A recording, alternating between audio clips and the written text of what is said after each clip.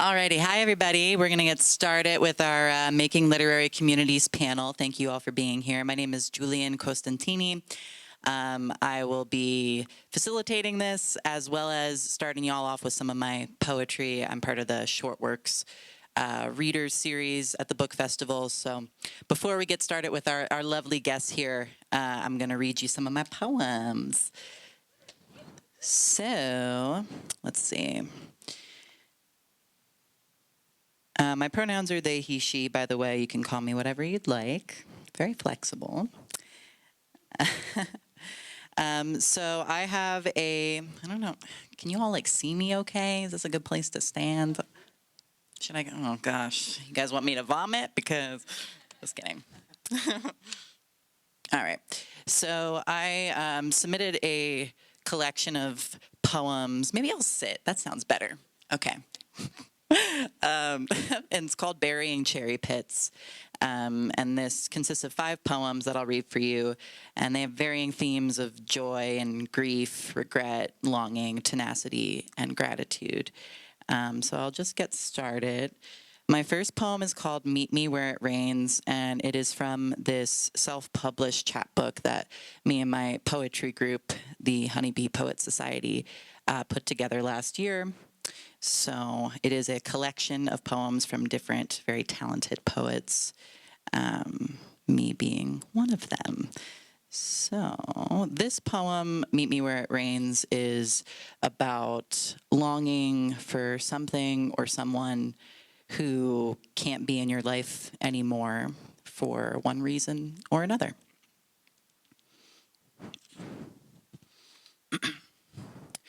I want my lap to cradle, my lips to ladle, and fingers entangled in hair. I want someone who gazes thoughtfully upwards, chews on my words, as if deciding how they taste. To stumble upon soccer games in city parks and root for unknown. To cry with you on room temperature days. I want somewhere to put my hands while waiting for trains. To know where my eyes should go. I want the womb of your mouth, our tongues, umbilical cords, every entry and exit, rebirth. How do we get back to collecting things from an empty house, hiding in the shower for warmth? Part of me wishes we never came out. Where do I find the lump in my throat that let me know you were coming? At least next time I can decide if I want it or swallow and move on. I think I'd be happier if I treated seconds as raindrops savored. Okay, and then my next poem is called There's Only So Much Sand, and it was published in this really great little magazine that Families for a Livable Climate put out called The Changing Times. Quick shout out, my partner Dylan Albans is a photographer, and for this issue they got the front cover, so they're very talented. Check out their stuff if you're into that kind of thing. This poem is about that feeling when you can feel the sand in your hourglass kind of starting to run out. Not run out per se, but you feel it slipping. Time is passing. I could take my bare fingers and pet the silken moss on mountainsides. I could brush my teeth with needles of pine. I could hide my legs in the lake as it takes its time, tide rising to lick the tips of bridges. I could look down in the shower and see cascading waterfalls over jagged rocks and submerge myself in the froth gathered at my feet. I could hug my knees so tight and be thrown like a stone along the surface of the water until 1, 2, 3 skips and I sink to the bottom. I could squeeze my shoulders and unfurl down rolling hills in a fit of laughter until the land becomes flat and my head spins off my neck. I could lie face down and block out the light until the ground absorbs me like a worm and I'm left writhing under the earth. I could give my body away by the pound, like flathead cherries at sweet summer stands, and leave myself with pits and stems. I could hold my breath until I stopped needing air and watch my lungs shrivel like dying herbs pinned to the clothesline to dry. I could pack myself into cardboard boxes and let my parts collect dust in some storage closet where I know no one can touch them. I could stand outside my skin and watch from the corner of the room as I disappear into smoke. I could do anything, really, but I'm running out of time. Okay, a couple more.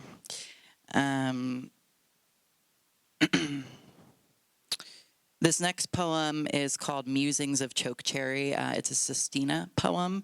For anyone unfamiliar with sestinas, each line of each stanza ends in the same word, and it just goes in different patterns. So the words that I ended my lines with are pit, fire, light, cherry, chokes, and dirt. Rise from your hole in the floor like a pit and wake with tenacious fists full of hungry fire. This morning is gentle, heavenly bullets erupting from the clouds with light. A kiss with unwashed lips, tart on your tongue like unripe cherry. I swear one day I will be an engorged robin who selfishly chokes on too many worms as they writhe with intention below the surface of the dirt.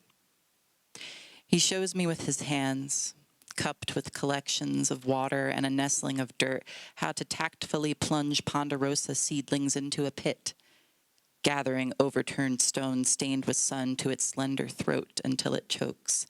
And I wonder why trees don't get burnt just by living under the sky, unless they're on fire, pondering that if I took off my skin, I would catch flame too, cherry red oozing from my pores and exploding my being with light. The mallet feels good in my hands as I peel back my shoulder to cast thunderbolts of light that shatter in tiny earthquakes, cascading along the dirt, and the stinging tips of my fingers are bee kisses, are cherry bombs as I fumble with mouthfuls of rocks that roll on my tongue like a pit, thinking about the brown recluse who bit that man and spread her venom through his hand like fire until it pooled in between his joints, necrotic as his tissues died, and his knuckle still chokes. He holds it hovering to his chest as he lurches by, and my eyes pass over him to the dog. Chokes on chains pull at my heart as he tugs towards me, eyes abundant with light, and he whimpers, even with me near, unsettled, as if there's a fire at the end of our garden, despite the massaging of rain into pores of dirt, despite my de-thawed fingers under his chin, Morse code twitching that a pit will not open up below, that no one will strike a match, the tip red and throbbing like a cherry. I see him drool and think about abandoned cherry stands in snow, how it's May, but a frozen hand still inches up my spine and chokes the blood from my face. And still my cheeks are a pit of lava, pooling in the reflections of cars, whipping as light passes through me, and there it goes, replaced by silence, replaced by the grit of dirt gnashing in my teeth. And sometimes I wish I could burn out quick and hot like a fire. I feel it in my belly, an erupting hunger that engulfs me in fire, and still I feel better when it's empty, when cherry juice tempts to stain my fingers in the morning, but not today, and the dirt packed under my nail beds is too much. All at once it chokes the skin uncovered by the nails, and the throbbing white light makes me ache everywhere I could ever ache until it's concentrated into a peeled back pit. Swallow it with water to go down easy. A cherry pit dripping fire. It's not a good look to spit out the light, and maybe it will grow from the dirt within your gentle garden, your throat poised for chokes. Okay, I had two more I was going to share. I think I'm just going to stick to one more. So hopefully this last one will be a good segue into our panel. This poem, Seeds of Stability, is one of my more recent ones, and it kind of encompasses the phase of life that I'm in right now, where it's really important to me to put down roots and start establishing like a home base and a community, and I'm very grateful that Missoula has sort of become that for me. So, pressing feet into the ground, the earth tilts. In the empty space, a river spills, and I surrender to the stream, floating to the grand expanse. My chest cavity crammed into crawl space, insulated by fiberglass and fear. Silent shards embed open wound until consumed. Again, seek the floor, met with flame crackling in my throat, my bark reduced to ash, so I may begin anew. Cling, butterfly with broken wing, I believed myself fully formed and faulted, a sickly flick of the wind that bends my fragile bows. All at once, robin rings a chittering bell atop a towering spruce, spews a lighthouse, a cradle. Inner wisdom to push through, a bench to rest between phases, tickling of blackberry thorns adorned with plantain leaf and yarrow, stones and arrows. Awakened heart, I reach for you, like blooming muscles reach for the sun, white and wailing, waiting, too young to be plucked. Relax into the trust of divine timing, the beauty of discomfort, the mud between your toes. You are the giver and receiver of blessings, erupting lotus, and at last, with joy, you may fling open the door. Thank you.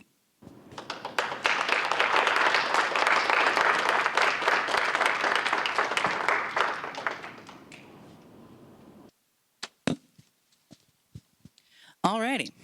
So I just found out I was moderating this morning, so please excuse me if it's a little sloppy-toppy up here. So welcome to Making Literary Communities. I'm going to introduce our guests here. So first up, we have Shai Watson. And I just want to say also before I do that, that I saw the three of these individuals read the other night, and they are fantastic. And I'm very fortunate that I got to open for them. So Shai Watson is an MFA candidate at the University of Montana. Her fiction appears in Fence, Southwest Review, Joyland, and elsewhere. She wrote Jeff Bess for Sad Happens, edited by Brandon Stosu, Simon & Schuster, 2023. She teaches online workshops at Catapult. And then we have Mason Parker. Let me pull up your bio here, Mason. Mason Parker is an Okie-born, Montana-based writer. He holds an MS in Environmental Studies from the University of Montana. His work has been featured in X-Ray, Hobart, the International Journal of Wilderness, and Bull Men's Fiction. In his free time, he enjoys exploring the Selway Bitterroot Wilderness with his partner and his 2 dogs. And then lastly, Nathaniel Kennon Perkins.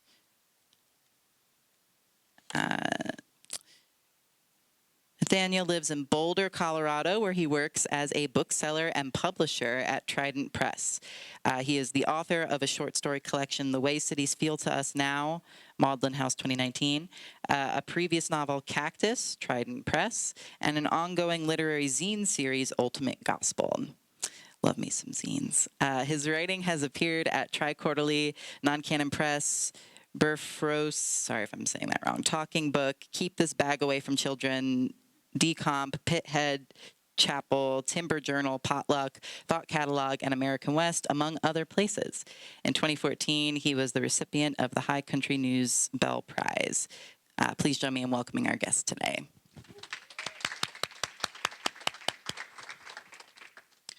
So my understanding is one of you owns a press, and one of you is on that press, and then 2 of you are on another small press, right? Okay, so I guess I just want to kind of open it up, let you guys talk a little bit about what you do and what that's about. And I guess my first overarching question is, as far as making literary communities go, what does that mean to you, and how do you kind of manifest that in your work and in your life? Anybody want to start? I figure since I'm next to you. Thank you so much for reading, Julian. Your poems are so beautiful. And I, too, was lucky enough to hear them read on Friday. So what that's about with my writing, I come from a background of writing poetry. I went to Naropa, also in Boulder, Colorado, studied a lot at the coffee shop Nate worked at. and they have a really big poetry background. It was founded by like Allen Ginsberg and Anne Waldman. So I focused on that for, a very long time, since I was a kid through undergrad. And then I started trying to write fiction. It was pretty hit or miss there for a while, but now that's my main focus. And I'm in the MFA program at University of Montana, and I'm studying that. And yeah, as far as literary communities go, I think the first step is showing up for your community, which everyone here is doing. And then once you're there amongst other people who have similar interests, talk to them, after, before, get names, get numbers, get Instagrams, whatever, and invite them to the next thing you go to. And then, just tell them to invite you to the next thing they go to. And eventually you'll be going to things all the time. And then you'll have plenty of people to invite when you host your own. So I think it's all about just being friendly, open, inviting. And that really does go a long way. Cool. Yeah, thank you. Thanks for the reading. Thanks for having us here. Yeah, sorry, I was frantically trying to find something in my book that will not get us banned from public TV. So I think I managed to do it. Yeah, I mean, my background, this is my first book. And I published in small magazines before this, small lit mags. I feel like that's kind of the way of the world right now. I think that people start out through those smaller lit mags, which has, now with the internet, now with the internet, now that the internet came around, we got the internet, it's nice. But it socializes it. You don't need to go to a big fight. You don't need to be published in the New Yorker. You don't need to do any of that. You can start your own lit mag. You can start your own press. You can publish your friends. Find a group of friends and make sure you all like the same stuff and start publishing it, and I think that's kind of the way of it. And I know that, everybody's still trying to get published at Penguin Random House or whatever, but at the same time, we don't need them. And yeah. And so and I feel like, it is about community. And I feel like, in Missoula right now, I feel like we have a lot of momentum. We're building a literary community. We are, you just have to make it fun, do a reading, and let everybody get up and read. It's not about 3 people who have a book out or whatever. Get everybody up on stage and then follow it up with a big dance party. That's how you get people out. And yeah, so it's just about, getting the people out there that you surround yourself with, that you have common interests with, putting them in touch with the people that they need to be in touch with, and making it fun, Yeah. So that's what I got for right now. I don't know. All right, I'm Nate. So I guess my background comes a lot from, I come out of the punk rock world mostly. So I've sort of like approached literature with that same sort of sense of DIY, or I've tried to anyway, right? And so when I started or co-founded Trident Press, the small press that I run, the idea was really to run it like someone might run a punk rock tape label, and put out the work that really spoke to me and that was really important, that I thought needed to be out in the world. And that's how I've sort of approached it. I think that inherent in starting projects like that, like Mason was saying, you have, everybody has the resources, or has. It doesn't require much resources, right, to start a project similar, either whether it's a website or a magazine, or of course it takes resources, but that process is much more democratized than it's ever been before. And I think inherent in creating projects like that and doing it yourself, putting out into the world what you want to see from the literary community, right, or from the literary world, that communities grow from that, right? I don't think I'm as good at running and starting events as these two are, right? They're much more extroverted than I am. I would say, yeah. I don't know if that's true, but it feels like it, right? And so for me, like a lot of that has come through like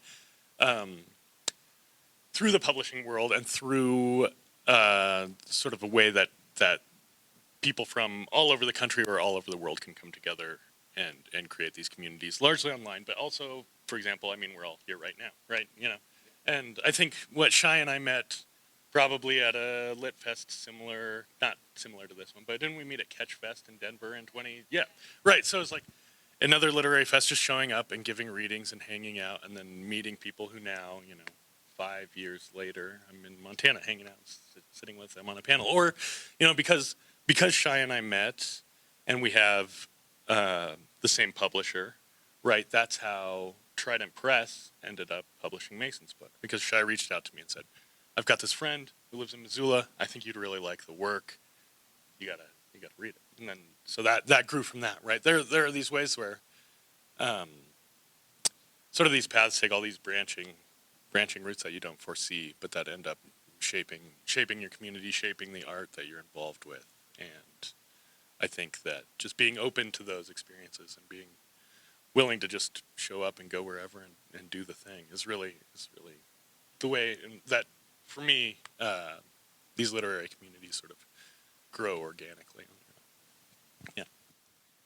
And I met Shai through a Twitter message. So, you know, it's a little bit of everything. You know, there's the real life thing, there's the creating online communities, but don't spend too much time on Twitter. You'll get brainworms. Great. Thank you guys for answering that. I do have more questions, and I'd also like to open it up to audience questions. But before I do that, I would love to invite y'all to read some of your work. So whoever wants to just jump on in, please feel free. Cool. I'm reading the end of my book, and that's the good thing about writing a book that doesn't have any clear plot or through line. You can just read from wherever you want. There's no spoilers. Cool. So this is the epilogue. North America's only marsupial, a critter that can be found flattened, entrails baking into steaming asphalt, or stiff and salivating with teeth bared and anal glands leaking, the noble possum. Freshly killed, the possum can be used in a number of savory recipes, including but not limited to stuffed possum, possum and sweet potatoes, possum chili, and possum pot pie. Its taste has been praised by such honorable Americans as Mark Twain, Jimmy Carter, and my great uncle Jed. Possum grease or possum oil can be used as a chest rub and an arthritic remedy due to its richness in essential fatty acids. The moral being, don't let good roadkill go to waste. Funny thing possums do, they abduct stray cats and bestow upon them their fighting style. I imagine there's nothing more streetwise and scrappy than a possum-trained Tom. Rough and tumble bunch, these old possums, solitary drifters, finding home in a world of destitution like old folk singers. Possums are able to shake off rattlesnake bites no problem due to peptides that neutralize the snake venom. The Sioux have a prophecy of the devastation brought by a black snake, Suzeke Sape. It was understood as a warning against the Dakota Access Pipeline, or a larger prophecy concerning the construction of pipelines over sacred and wild lands. Oklahoma is a Choctaw phrase, originally Oklahoma, which can be translated to red people. Possum, on the other hand, is Powhatan for white dog. Yes, Oklahoma is a land of white dogs and red people, white trash and rednecks, white nationalists and red communists.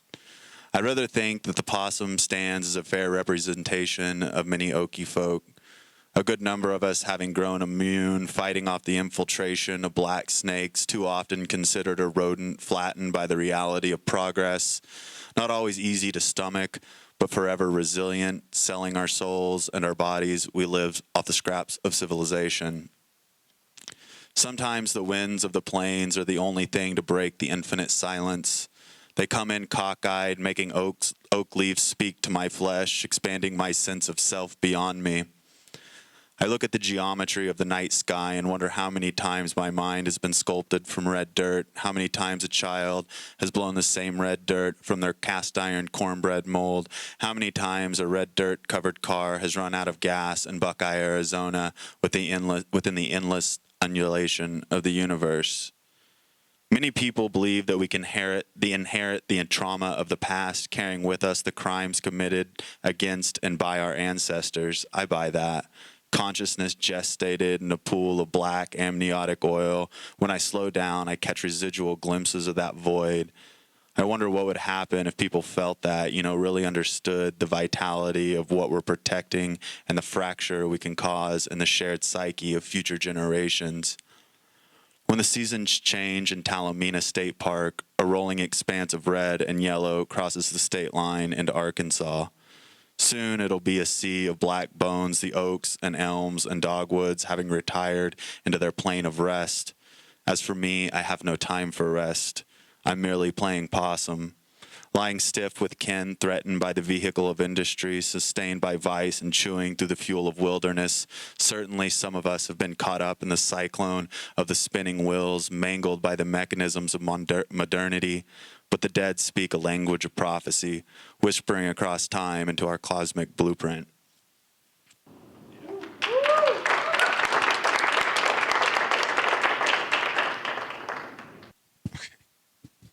Okay. As Julian found out, they were moderating this panel this morning. I found out that I'm reading this morning, so excuse me for having to figure it out while up here. I'll read a couple poems, and then I'll read some waking dreams from my book, which were kind of imagined dreams that I didn't actually have, but that helped me process a breakup. The first poem: there is no ethical relationship under capitalism, after my friend Rachel Rabbit White. So let it be 2 unworn, crushed velvet robes on the floor, like a feeling which only increases in its intensity over time. In the backyard, on the chair, in the dark, on the first night, with our cigarettes in the dark. Was there rain? I can't even remember if there was rain.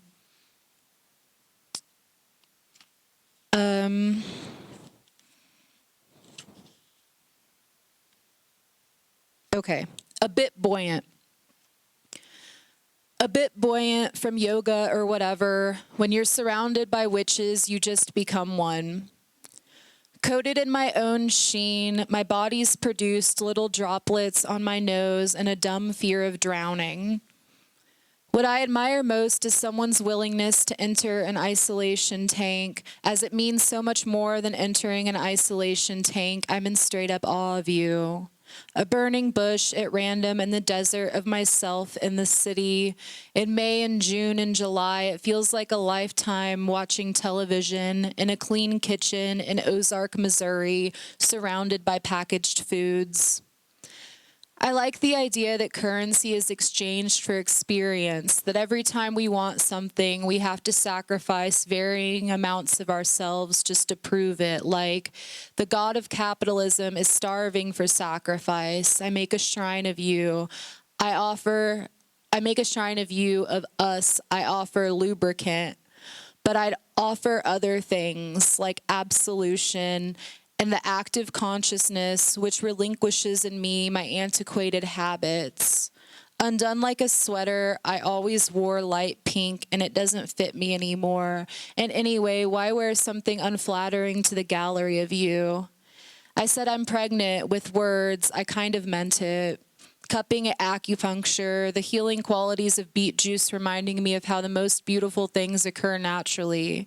It all feels natural with you. And if we lived together, I would become a member of community shared agriculture, be more vigilant about yoga and improved forms of myself. If not for me, then I guess for you. I only show up to the party when somebody's waiting for me. Okay, and I'll just skip to the waking dreams because I'm becoming self-conscious of time. Waking dream number 3. I'm in the bathroom when the kitchen catches fire. The doorknob is molten. There is no way out. I start the bath in the hope that submersion will protect me. I run the faucet too and clog the toilet with towels so it'll overflow. When I lower my head, my hair floats into a Chinese fan. When I open my eyes, I see you blurry through the water. You point to the wall and say, "Look, there's a window right there." Okay, and I'll just read one more waking dream. Waking dream number 5. You'll have to buy the book to read number 4. I'm wearing your Cub Scouts uniform for Halloween. It doesn't fit, but I pull it off. I put your hair in pigtails and you paint my nails to look like they've been digging in dirt. I feel something squishy and notice a chocolate bar melted all over the shorts. I cry apologetically. You kiss my forehead and say it wasn't my fault, that I shouldn't be so hard on myself for something I can't control. Your costume is that of a nurse.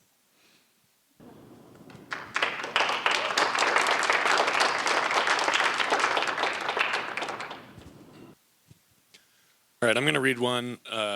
This is a short story called "A Few of the Things That Have Fallen Out of My Truck," and it came out last year from Rejection Letters. Bill and I didn't meet at Home Depot until 11:30 a.m. He'd been in court all morning, most likely because of some violation of his probation.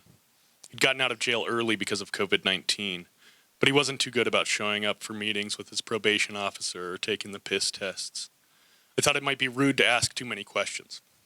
I liked working for Bill. He never took it out on me when I was having a bad day. We loaded 3 sections of base cabinet into the back of my pickup. Bill was going to install them in a client's kitchen, and he needed me to haul them over there. He didn't have a truck. He liked his Jeep too much. "We'll have to come back for the rest of the pieces," he said. "It's too windy to stack them." Experience had taught Bill how easily things fell out of my truck. Last year or the year before, I'd been hauling some cabinets for him and lost a drawer out of one of them. I hadn't thought to tape it in place, and when I turned left onto Arapahoe Avenue, the drawer slid out and smashed into useless broken pieces in the middle of the intersection. I just left it there and acted surprised when we unloaded everything on the other end. I didn't feel the need to mention it to Bill, but something similar had occurred a few weeks ago. My girlfriend's dad had hired me to clear a bunch of junk out of his garage and take it to the landfill. There were all sorts of public TV. There were all sorts of things in that pile. Broken tools, nudie magazines from the 90s, 24 canning jars full of mysterious brown sludge, and some pretty nice all-weather tires. I needed new tires before the snow came, and I didn't have what they were going to cost. I looked them over greedily before I realized they were too big for my little truck. I threw them in the bed with the rest of my stuff. I knew the landfill would charge me double if I showed up with an unsecured load, so I fastened everything down tight with ratchet straps. This was going to be the easiest $100 I'd ever made. But on my way to the landfill, I started feeling guilty for taking money from my girlfriend's dad. This was the kind of simple chore that you did for family for free, just to be nice. The problem was that as much as I wanted to help out, I really could use the cash. It had been a rough year. And then I had a good idea. I'd keep the tires, sell them on Craigslist, and tell my girlfriend's dad to keep his money. I'd never been to this specific landfill before, but I knew the drill. I drove onto the scale and checked in with the attendant. She asked, "Do you have an orange safety vest?" I shook my head and she gave me a disposable one. She said, "Keep this on anytime you're outside of the vehicle." I guess she wanted to make sure nobody mistook me for trash. I backed my truck up to a mountain of garbage, and a huge flock of fat landfill seagulls scattered nervously, but they came back once I put my orange safety vest on. I started pulling everything out went the broken tools and the dirty magazines. I gently placed the canning jars on the ground because I didn't want to be around when whatever was inside of them came out. There were only 3 tires in the back of my truck. I looked at all the stuff I had thrown on the ground, no tire there. Again, I counted the tires in the truck. I'd lost one somewhere. I drove back to my girlfriend's dad's house real slow, real carefully, scanning every gutter and sidewalk, searching for that 4th tire, but no luck. I folded the check that he wrote and put it in my pocket. I've been hauling stuff in pickup trucks for over a decade now. I'm a professional. You think I'd be better at it. Back in 2014, I worked and lived on site at a refuge for wolves and wolf-dog hybrids way up in the mountains of southern Colorado in the beautiful wild middle of nowhere. All the animals had been rescued from roadside zoos or the film industry or Craigslist breeders. Folks who were arrogant enough to think that having a wolf as a pet would be a good idea, but it never was. So now there were 36 wolves and wolf-dog hybrids in the mountains of southern Colorado, and they needed to be fed. That was some of the hardest work I'd ever done. Somebody didn't just invent the phrase wolfing it down. Those things could eat. Ranchers would come up to the refuge with horses that needed to be put down. It only took a single .22 bullet to put a sick horse out of its misery. When that was over and the tears were shed, we'd hang the carcass by the neck from a gigantic tripod and butcher it.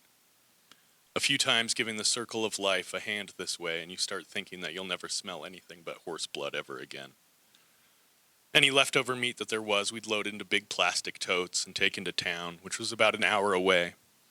The whole refuge ran on a few solar panels, which didn't provide enough power to keep the meat cool, so we rented a freezer in the alley behind a butcher/taxidermy shop that mostly stayed in business processing wild game. Everyone else from the refuge hated going into town, but smoking cigarettes and listening to the radio have always been two of my favorite things, so I was the first to volunteer. The truck we had was pretty fun too, this old green Dodge that ran on used vegetable oil. You'd get the Cummins engine warmed up with regular diesel, and then after a few miles you'd flip a switch and the exhaust would start smelling like French fries.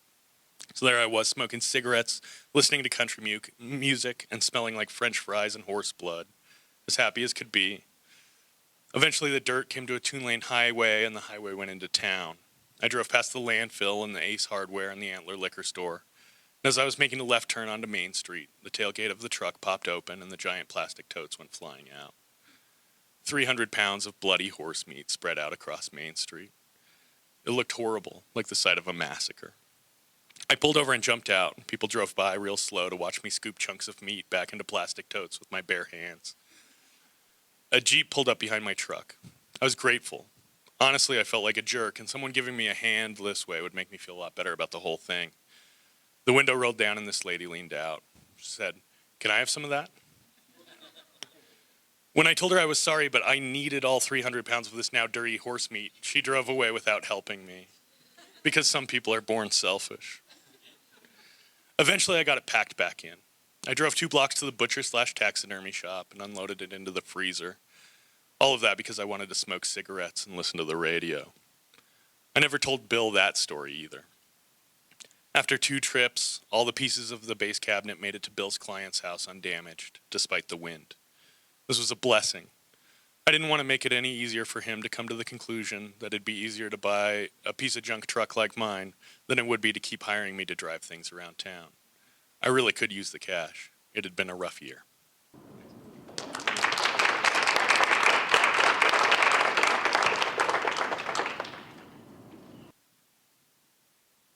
Thank y'all for reading. That was wonderful.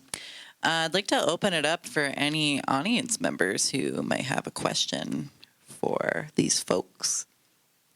And if not, I have a question. So no pressure. Yeah. This question's for you. Yeah. How did you build your community in a brick and mortar fashion with the cafe and like books and all of that? Like what propelled you to like get started? Okay, so the question is how did the community get built in a brick and mortar way, and what propelled that beginning? Okay, so the press that I run, Trident Press, is sort of the publishing arm of this cafe and bookstore in Boulder, Colorado called Trident Booksellers and Cafe. I did not start the cafe. That started in 1980, sort of as a result of the same energy and scene that Shai was talking about in Boulder at the time, sort of the confluence of literature and Buddhism that was happening there, Chogyam Trungpa and Anne Waldman and all the other people who were around at the time. But I think that, and I mean that's a very beloved cafe that's been there for a long time. The same people have been going there forever, and then a rotating cast of students. And I think that, well, our sort of plan, the other person and I who started the press sort of had this idea that we would create something much like, we were really influenced by like City Lights in San Francisco, right? We'd have the space and we'd have the publishing side, the books as well. And I think having those two things in conjunction really helped a lot because we had areas to do readings, to have events built in. We had like a built-in way to do sales, right? Because we were selling them in the bookstore, which allowed us to continue building the community and continue working on the project.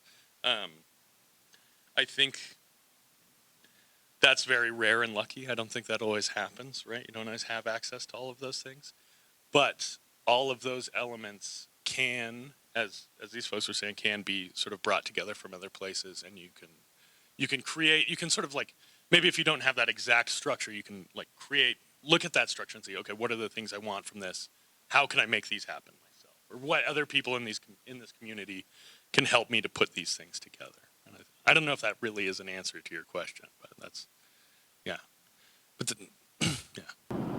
I guess a follow-up would be like, from a existing brick and mortar place that's already reputable, how did you take the initiative to insert and then advocate, pitch a vision of a press to partner up with something that's already existing? Right. Okay.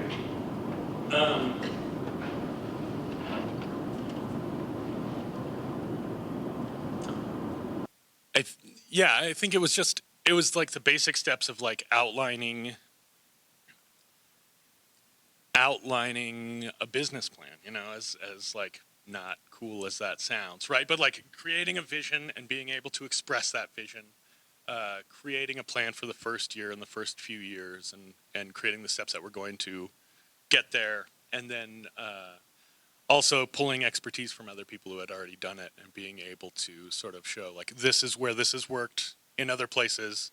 These are the parts of these other people's models that we're going to try to replicate or be inspired by, and this is how we can make it work for this community and this business. Right? So it's just like just general business plan kind of stuff, which isn't the coolest or the most fun, but I think it sort of does, when you are willing to sort of look at it from that angle, it really does help to.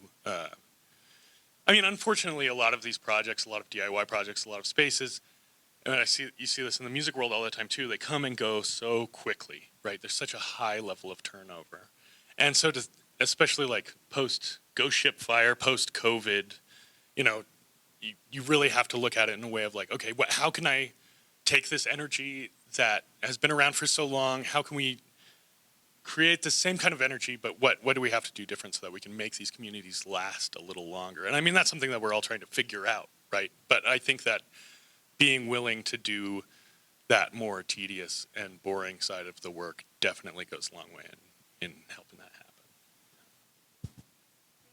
Yeah. Any other questions?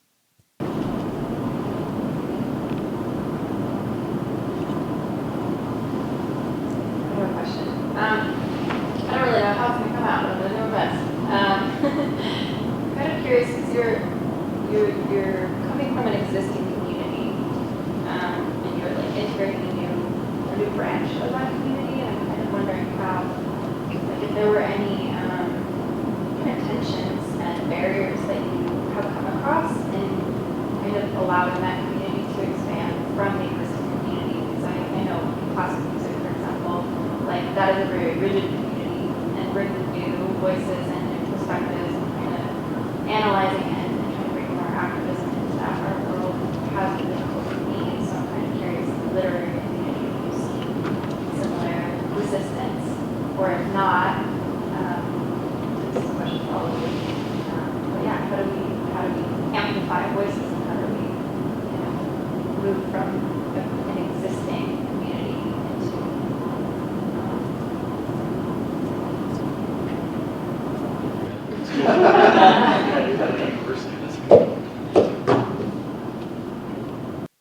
Well, my first thought is that I wouldn't work for a place that wouldn't allow me to have tattoos. So why would I publish for someone who wouldn't accept emerging and maybe traditionally marginalized voices?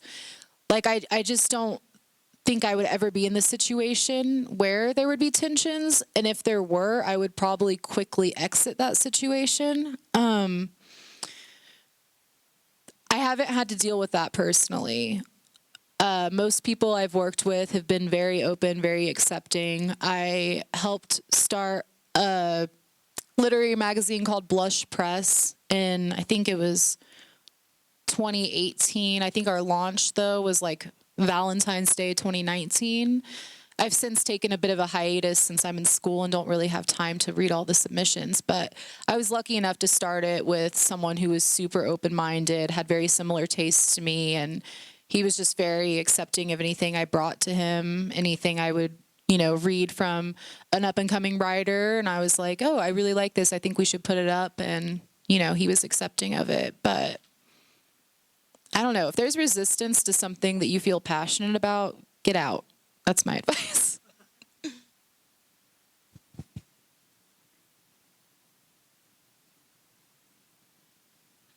I don't know. I would just go back to what I was saying. If there's resistance in a community, build an alternative, I guess. And I don't know the first thing about the classical music community. So, I know that every community is going to have different structures and different sort of hierarchies embedded in it. But I do think that at least from the lit world, it has worked to build up alternatives to systems that we felt like some voices were getting left out, or they would unheard or pushed to the side. And so you build up the community that you want to see outside of those structures.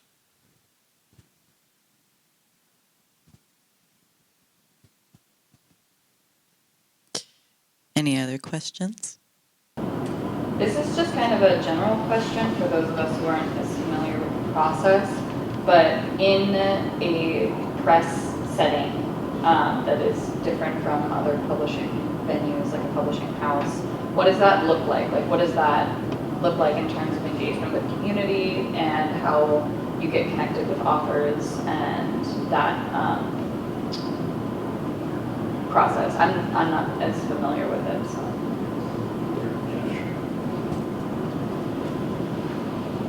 Let's see. I think that you're probably doing it right now. I mean, like, this is right. It's exactly this kind of thing, right, where people are coming together and meeting each other and talking and sharing ideas that really starts that process of mutual engagement and getting to know each other and getting familiar with each other's art and finding what you do like and what you don't like, or who you really want to support, who you want to work with. I'm trying to think about how that relates specifically to like a press or a magazine or something. I think. Do you have any ideas on that? I think it's kind of like scouting. Like, you go to events, you hear people you like, you approach them, say, hey, would you be interested in submitting to this magazine or reading at this upcoming event? I really liked your work. Look through the independent, like, online literary journals, read those. They're often started by really cool people trying to do the same things you are. Find voices that you like, reach out to those people. It's easy to feel shy and intimidated, but know that they're interested in the same things as you, or they wouldn't be in those journals to begin with, wouldn't be at the same reading as you. You already have something in common. There's already a shared interest, and that's a nice thing to fall back on. But yeah, I think just like finding the voices, being proactive about that, and not hesitating to reach out.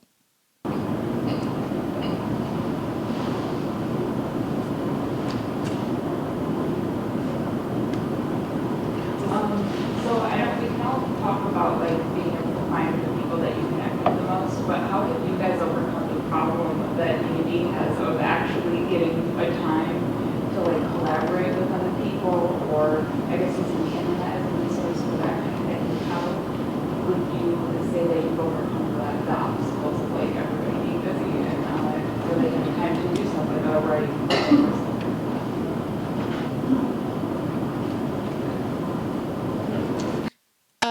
Don't do anything Monday through Friday, 9 to 5. That's a good start. I found that, like, Tuesday, Thursday nights are usually good. Sunday nights are usually good. But you can always do like what is it called? Like a Survey Monkey or something. There's like a website where you can put in like respond to what is best for you, and then send the link to everyone, and they'll all vote. And they can even put like absolutely can't make it, or I would prefer this time. I'll look it up after this is over and let you know what it is. But try to do your best. But oftentimes you're not going to be able to get every single person there. If you're able, I mean, maybe you could do it like on Zoom or something and then record the meeting and send it to those who weren't able to make it. Or if it's an in-person meeting, do like an audio recording and share it, or have someone take notes to give it to whoever was unable to be there. And just try to do a time that works best for most people and provide information to those who it didn't work for after. And offer them beer and baked goods if they come.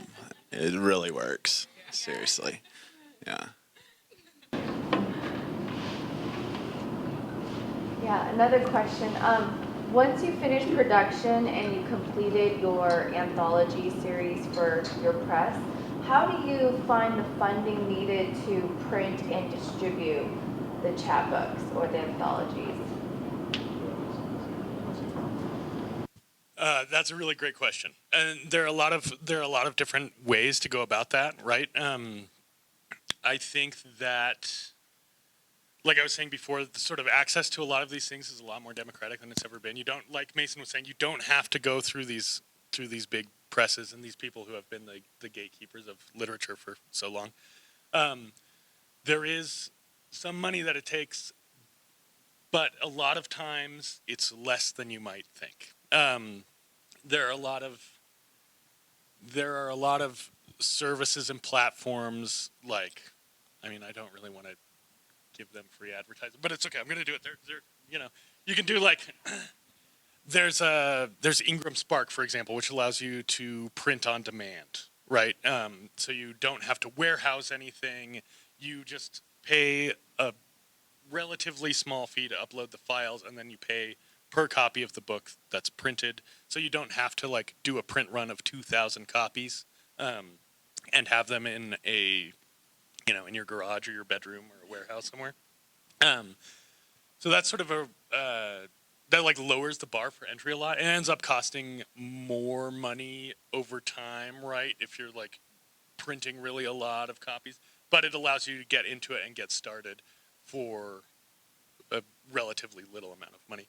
And then from there, you can, I mean, for Trident Press, right, like royalties go out, and then everything else all the rest of the money that the press makes comes back into funding the next projects, right? So it's just sort of just cycling through it in order to ensure that there's cool art coming out. But I think like some of those print-on-demand services, especially as you're getting a project started, can be a really good resource and a good friend. Yeah. They're evil giant corporations, but you can use them to make cool art. So,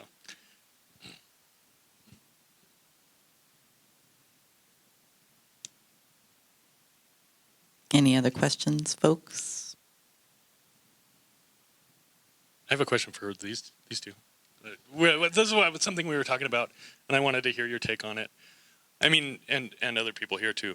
So I spent a lot of time living in Boulder, or Missoula. These are university towns, right, where there is a lot of literary momentum and resources, but there's also like a very high turnover of writers and people in the community.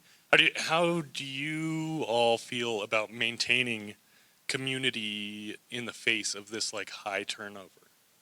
Got any ideas? I'd like them. Make it fun. Bring beer and baked goods so people don't want to leave. They just want to keep coming back.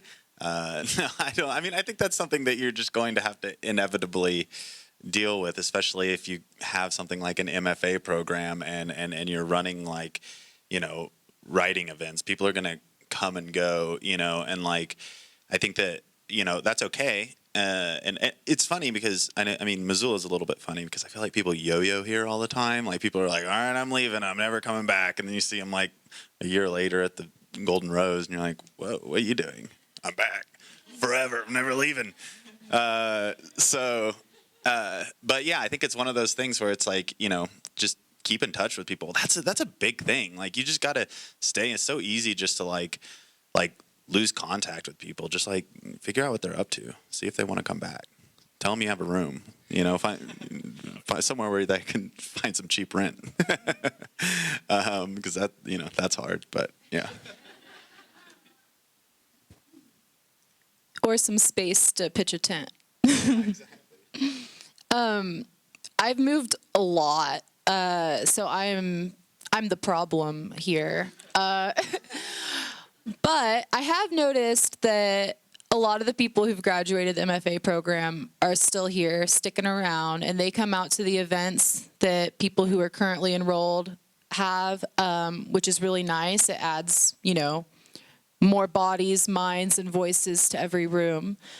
I also think that a good way to continue community is to kind of move on to the internet if you need to, because the internet is accessible from most places. And just keep in touch that way. Start group chats with writers who you like. Maybe even get like a listserv email that you send out every month or something of books that you're reading and, things that you've been interested in. Invite your friends to respond. Just, to echo what Mason was saying, I think it's really important to stay in touch as much as you can, because people like me are going to move as much as they're able to. So can't really lock them down unless you buy them a ring.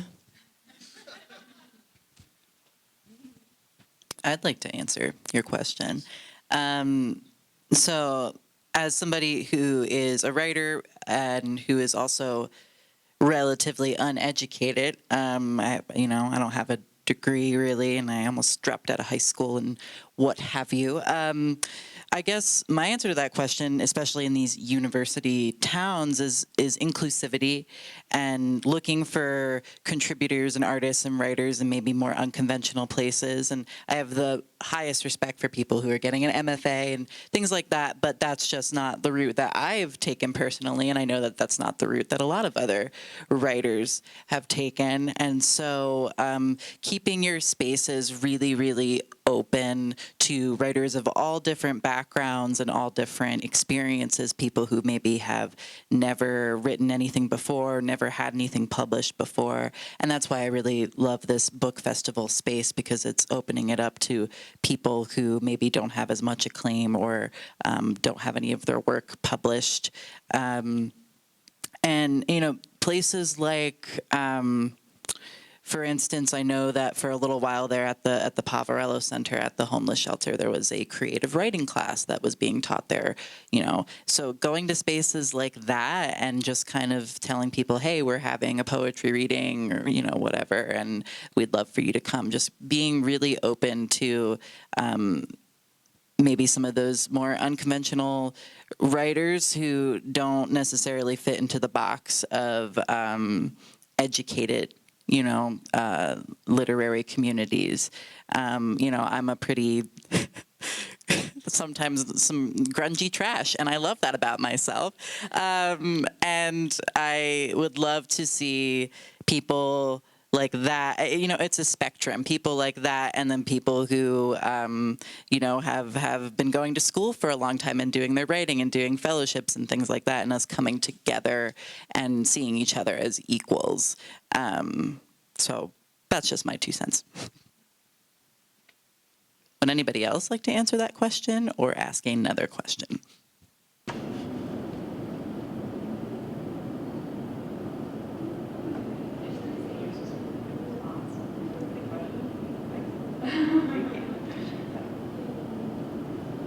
Well, if nobody has anything else, do you guys have anything else you wanna add on? Okay, well we're that's our time pretty much. So thank you all for being here, and let's give it up for our panelists.